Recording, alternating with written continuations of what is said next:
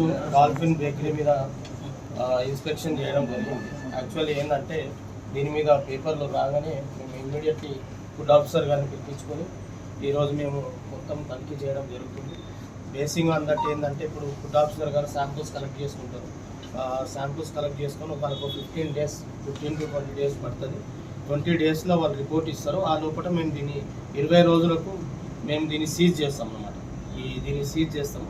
20 days తర్వాత report వచ్చినాక ఆయనకి మళ్ళీ సేమ్ రిపీట్ చేస్తే నెక్స్ట్ టైం మొత్తం లైసెన్స్ అన్ని క్యాన్సిల్ చేసేసి క్లోజ్ మొత్తం బేకరీ క్లోజ్ చేసేస్తాం. ఈ 15-20 daysలో ఆయనకు ఒక అవకాశం ఉంటుంది. ఆయన ఏమన్నా ప్రాబ్లమ్స్ ఏమైనా ఉంటే ఆయన రిజాల్వ్ చేసుకొని పబ్లిక్కి నాణ్యమైన బేకరీ ఐటమ్స్ అందియాలని చెప్పి నిజామాబాద్ డిస్టిక్. అయితే ఈరోజు ఏంటంటే మనం డాల్ఫిన్ బేకరీ మీద తనిఖీకి వచ్చాము. మొత్తం కంప్లీట్ దానిలో హైజీనిక్ కానీ మిగతా రా మెటీరియల్స్ కానీ అన్నీ చెక్ చేశాము.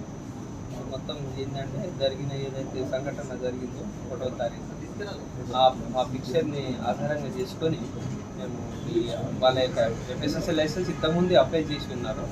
కాకపోతే మొన్న ప్రాసెస్ అయింది. ప్రాసెస్ అయిన తర్వాత ఇష్యూ కూడా అయిపోయింది.